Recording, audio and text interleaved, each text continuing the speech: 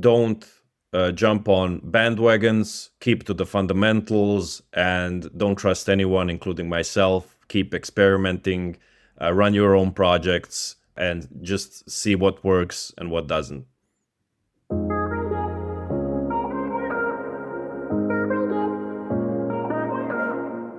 Hi, I'm Krešimir Ćorluka, and this is SEO in 2026 Additional Insights. Krešimir, what's your number one SEO tip for 2026? I've got a lot of them, but my main one is that SEO isn't dying. Bad SEO is dying, especially like with all of the things going around AI right now. I think that people shouldn't really jump on every gravy train they see. Bad SEO is dying. Okay, so what is bad SEO? Well, seeing how most people do SEO, I think your podcast is listened to by like really advanced people, but maybe not so much beginners or people who are in the intermediate range. Maybe people who have businesses of different kinds. Maybe it's even like a bigger business, but they're not really in the SEO world. I keep seeing with clients and with people we try to help. We have like communities where we try to help people. The basics are still kind of iffy with most people. I always get surprised how many people use like really bad SEO moves constantly, even though they're in the business for a long time. So it's like using, I don't know, even stuff that's 15 plus years old, like cloaking, meta keywords, maybe tiered backlinking, just a lot of stuff that doesn't really work. And I think that these changes that are happening currently are gonna make websites that do these kinds of things, it'll just be painfully obvious. They're not gonna have a good time if they don't fix that. Okay, so old ways of cheating Google is a thing of the past.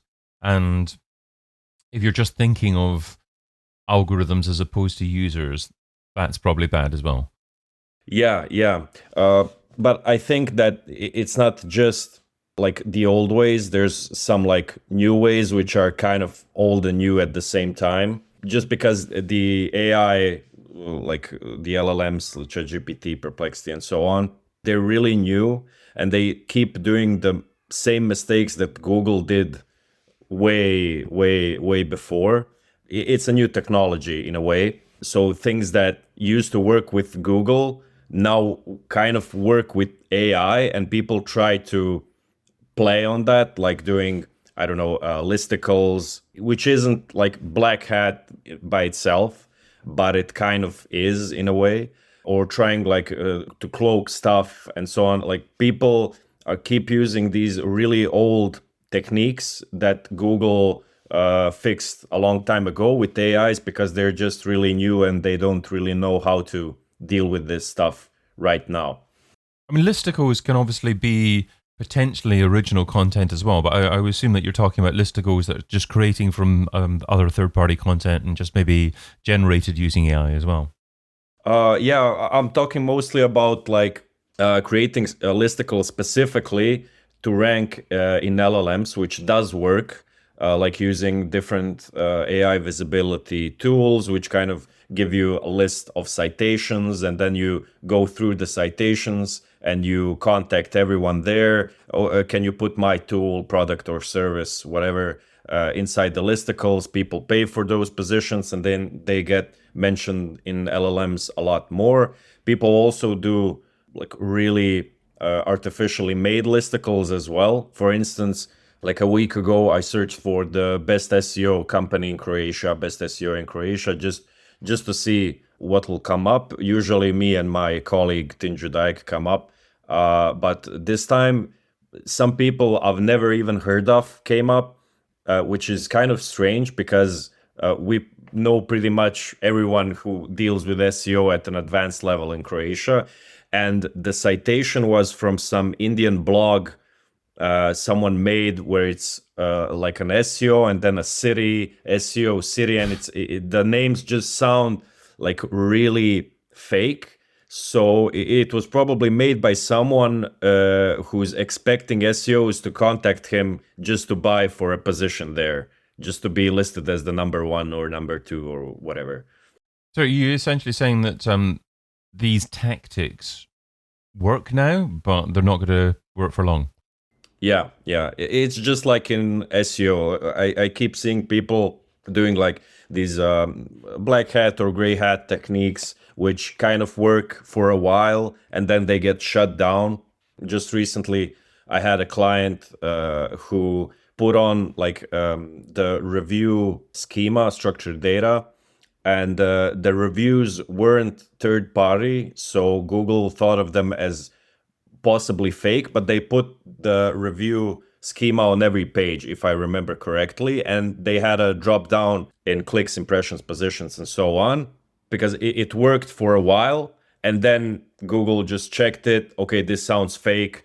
It pushed them down. So people who try to game the system, like, okay, it's okay to game the system if you have like some kind of a pet project or something, but anything that's really serious, or if you have a serious client, I wouldn't really recommend doing stuff which works right now but doesn't work in the long term. So I would keep to the fundamentals, like learn the fundamentals really well, and then just keep doing stuff that's within the fundamentals. So like you said, keeping track of what users want, what their intentions are, having a great user experience, which is also really important because Google does use Chromium's clickstream data for rankings, at least partially.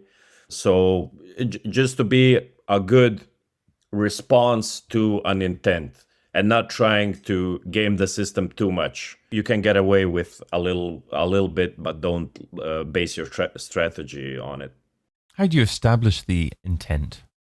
It depends. Like we have like the 4 or 5 main intents, like commercial, transactional, and so on. But also there's like micro intents in every search or in every query, prompt, whatever.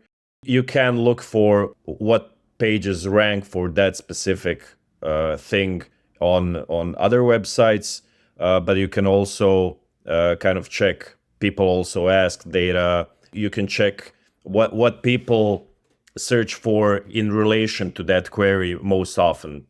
So what are the entities that are connected to it? There's multiple ways. I think one of the best ways is just kind of going by the vibe of it. I haven't really had any need to go really deep into it. I mean, you can if you, especially if you have a huge website, but it's mostly like if someone searches for something which is quite obviously commercial, don't try to rank with a blog for it. If it's obviously informational, don't try to rank with a product for it, and so on. Which some people try to do, like trying to rank for an informational query with a category page by just having a huge, basically like blog at the end of the category page.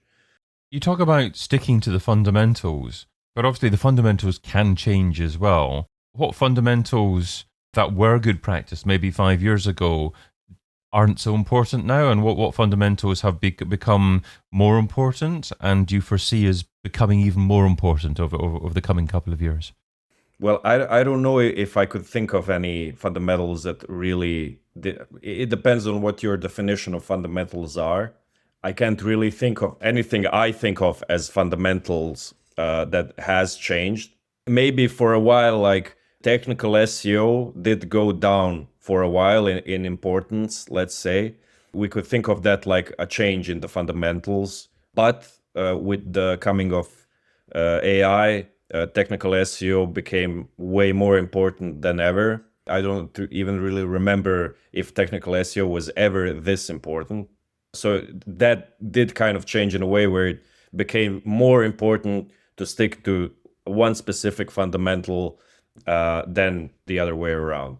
But the fundamentals for me are really, really simple. It's like make your website easy to use, answer the intent of the user in a natural way. So you're not trying to game the system. make your website so it can be crawled by different agents in a way where it sees the most important stuff first and then the less important stuff later. It's maybe a little general, but I keep seeing people going against the grain on this stuff, even though it's like really general, maybe even like common sense in a way. Even though I don't really want to offend anyone, but it is how it is. How do you stay on top of what works best? I mean, I kind of track what's new in the news, and also I experiment with stuff. Some stuff is more like gray hat. Like if I see a good technique which doesn't really stick to my fundamentals in a way, I can try using it on a client or a project and just to see if it works. I don't really trust anyone, and whenever I have like some sort of education session or something similar like a workshop, I always tell people not to trust anyone, including myself. I'm just trying to give people information on what I've seen, but I always encourage people to experiment on their own, because without experimenting you're not really gonna get reliable data. There's too many factors. Like someone says, okay, if you put this in the title, or if you put this in the code, or if you make this sort of backlink, you're gonna go up in positions. But there's so many factors that we don't see, like the industry, the backlink portfolio, the rest of the backlink portfolio, or we don't see if the company they're working for has done something else, like maybe invested in PR generally, or in TV commercials, and so on. So I kind of experiment on my own websites, on my own clients with stuff like this, but I'm really careful with what I put in. If it's a little bit gray hat, I have a degree of letting it be. Like let's say the most common example would be if it's something related to like backlinks. So if we check like what kind of backlinks the first three results have, like the anchor texts, and then we try to kind of replicate the anchor text ratio of those. That's kind of gray hat. It's not really natural, but it's not really like uncommon, or really like going completely against the fundamentals. It's kind of in a gray area. But generally, I would just say experiment on your own websites. If you don't have your own websites, create some projects. It's easier than ever. You can like create something in Claude or whatever and just check what works. Even the black stuff, the black hat stuff, you can kind of check it out and see if it works or not. I like your answer about experimenting. I think every decent SEO needs to have their own website and side project that they can experiment on. And I liked your answer as well about not trusting people as well. And it sounds quite negative on the face of it, but the reality is that you don't know where the information or advice comes from, and it might not necessarily apply to your situation.